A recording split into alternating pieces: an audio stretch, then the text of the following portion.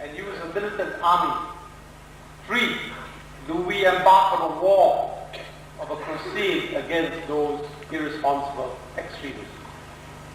The United Nations, with its vast armory of finance, influence, equipment, and strength, have failed to obtain this objective. What are then we left with? Negotiations. Perhaps we should try negotiations. But with whom? When? How? What is the terms? What would be the terms of our mandate? Does it transcend politics, power basis money? It's then as difficult and obvious that the only weapon we will have to offer to combat ignorance, superstition, jealousy, hatred, would be the instrument and the power of religion. Religion must and can be used to unify humanity. It should not be allowed to be used to separate people. Religion must be used as a combative and collective weapon against the idiocy of destruction. It must be used to build upon the goodwill reposed in mankind. Before this can be done or achieved, and before it can manifest itself, it will require perseverance, dedication, and understanding. Understanding lies at the core of all our collective will and all our religion. We must understand each other. We must cooperate with each other. We must accept each other. We must learn from each other. We must tolerate each other. Once achieved and permanently hardened, we can then use our weapon to achieve our aims. The religious weapon, when developed, will be the antidote to the disease and affliction of this bigoted world, bigoted and bigoted. Our first task is to know each other. Jews, Judaism, who are they?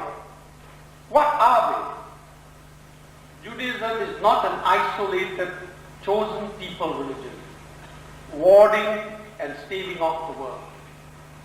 Judaism, like any other faith, expects its adherents to be godly in their approach to their fellow man.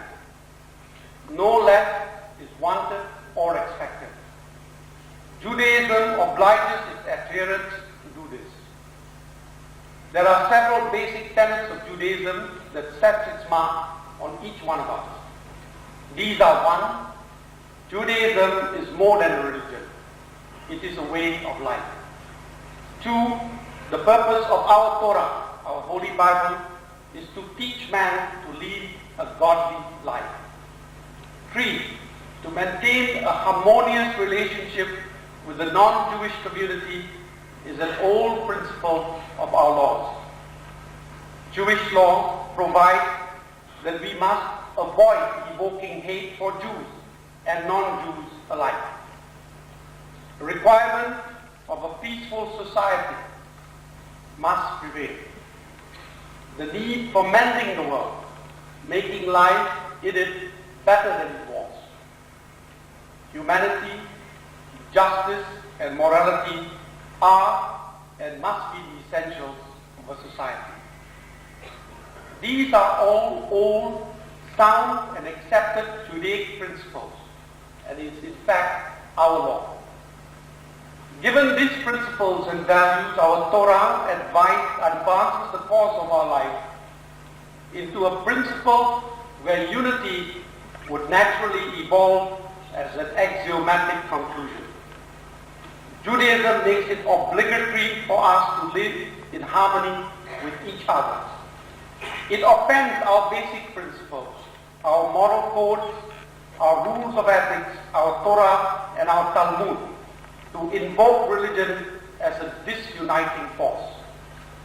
It follows, therefore, that every Jew is by his religious upbringing a willing tool to the unification of people to achieve the elusive prizes of harmony and peace.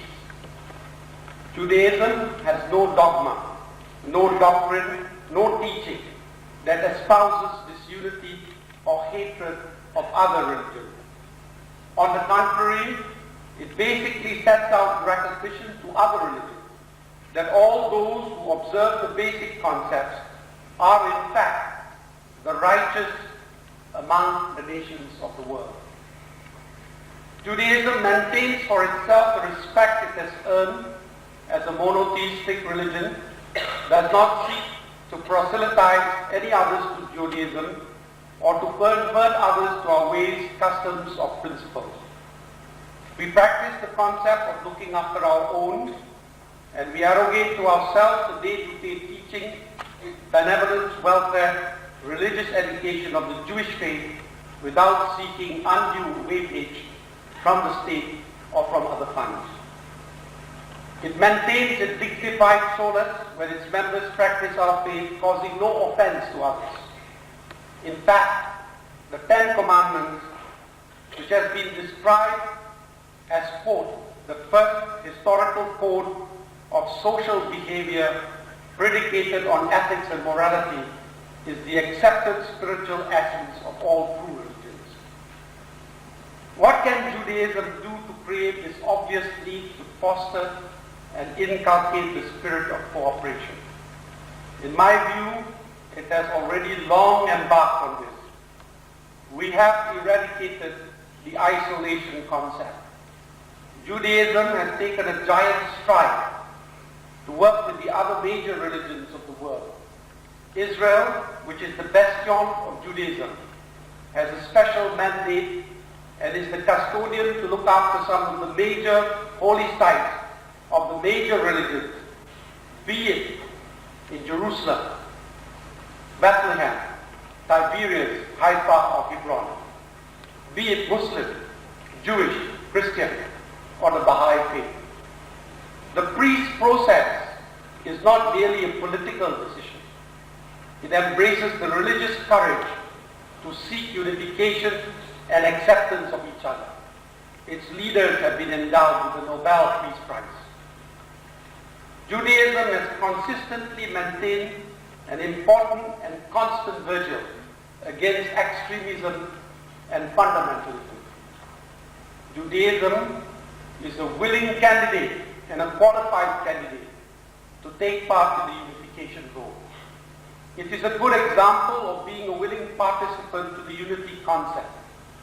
It has distinguished luminaries to propagate the sciences, the arts, the fields of medicine, entertainment, music, law, and literature. It is not insular in its contribution to the world. Since Judaism is endowed with these principles, precepts, and values, it is therefore counted in the balance sheet of unity. So we are and intend to be a keen player in the fight against the dark forces of the irreligious and extremists. Notwithstanding the unity of our various religions, we are still different from each other, and we are not interchangeable with each other. We remain separate in our religious beliefs with the diversity it brings. But this diversity remains nevertheless capable of being united. A football team has many races: Malay, Chinese, Eurasians, Caucasians, many faces, many shades of color, light, dark, black, white, brown, many positions: goalkeeper, striker, midfield, many religions: Muslim, Buddhist, Hindus. But that football team still remains a united team.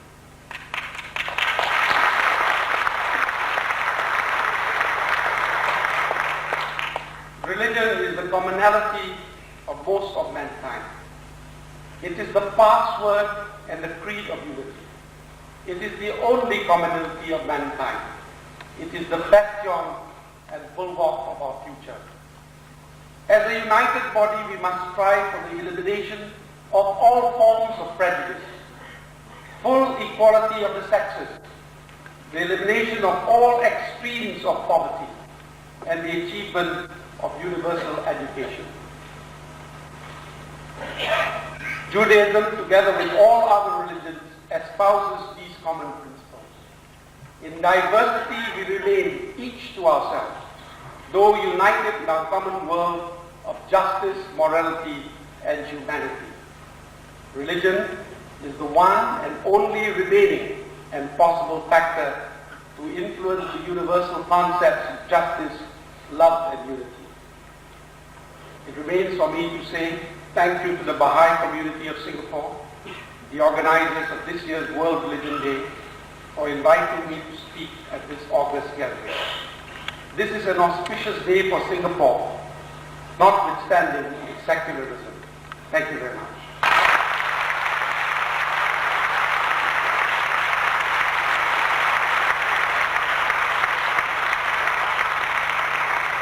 Thank you, Mr. Elias. Dr. R.C. Cooper will now address the theme from the perspective of the Zoroastrian faith.